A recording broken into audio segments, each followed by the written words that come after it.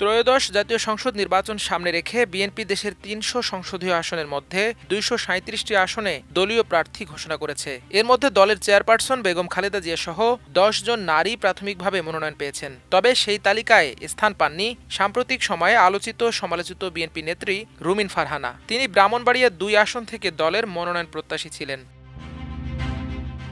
ঘোষিত তালিকা অনুযায়ী দলের চেয়ারপারসন বেগম খালেদা জিয়া ৩টি আসনে মনোনয়ন পেয়েছেন।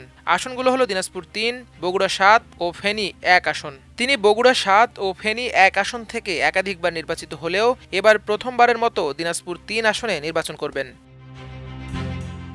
এছাড়াও নাটোর ১ আসন থেকে মনোনয়ন পেয়েছেন ফারজানা শারমিন। তিনি বিএনপির সাবেক প্রতিমন্ত্রী মরহুম ফজলুর রহমান পটলের মেয়ে। শেরপুর ১ তথা শেরপুর সদর উপজেলা আসন থেকে ধানের শীষের প্রার্থী হিসেবে ডা সানসিলা জেবরিনের নাম ঘোষণা করা হয়েছে। তিনি ২০১৮ সালের নির্বাচনে সর্বকনিষ্ঠ প্রার্থী হিসেবে মনোনয়ন পেয়েছিলেন। তিনি জেলা বিএনপির সাধারণ সম্পাদক হজরত আলীর মেয়ে। মানিকগঞ্জ ৩ তথা মানিকগঞ্জ সদর ও সাটুরিয়া আসনে ধানের শীষের প্রার্থী হিসেবে আফরোজা খান রিতার নাম ঘোষণা করা হয়েছে। তিনি বর্তমান মানিকগঞ্জ জেলা বিএনপির সভাপতি ও বিএনপি চেয়ারপারসনের উপদেষ্টা হিসেবে দায়িত্ব পালন করছেন। তিনি বিএনপির সাবেক মন্ত্রী হারুনার রশিদ খান মন্নুর মেয়ে।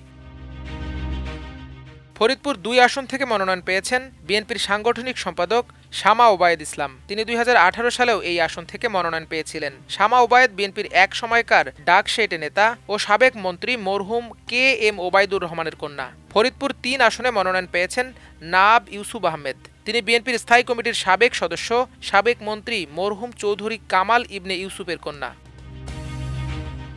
এছাড়া ঢাকা ১৪ আসনে ধানের শীষের প্রার্থী হিসেবে মনোনয়ন পেয়েছেন সানজিদা ইসলাম তুলি। তুলি জোরপূর্বক গুমের শিকার ভুক্তভোগী পরিবারের সংগঠন মায়ের ডাকের সমন্বয়কারী। তিনি বিএনপির গুম হওয়া নেতা সাজিদুল ইসলাম সুমনের বোন। সিলেট ২ তথা বিশ্বনাথ ও ওসমানীনগর আসনে মনোনয়ন পেয়েছেন তাহসিনা রুশদি লুনা। তিনি গুমের শিকার বিএনপি নেতা ইলিয়াস আলীর সহধর্মিণী এবং বিএনপি চেয়ারপারসনের উপদেষ্টা। এছাড়া যশোর ২ আসনে বিএনপির মনোনয়ন পেয়েছেন সাবিরা সুলতানা ও ঝালকাঠি ২ আসনে মনোনয়ন পেয়েছেন ইশরাত সুলতানা ইলেন ভুট্টো।